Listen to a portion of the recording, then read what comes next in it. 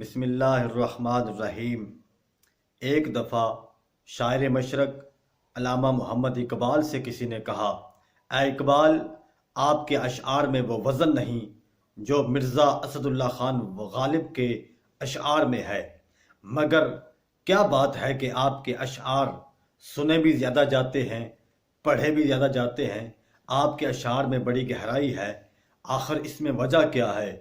تو ڈاکٹر علامہ محمد اقبال شاعر پاکستان اور شاعر مشرق نے جواب دیا، میں سمجھتا ہوں کہ میرا مقابلہ مرزا اسد اللہ خان غالب کے ساتھ نہیں ہو سکتا۔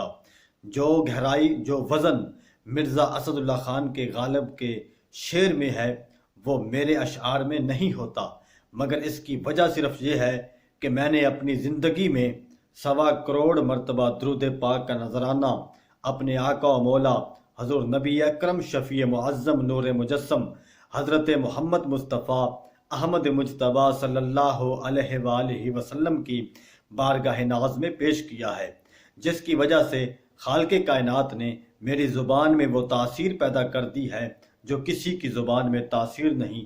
اللہ نے میرے قلم میں وہ مٹھاس پیدا کر دی ہے جو کسی کے قلم میں نہیں۔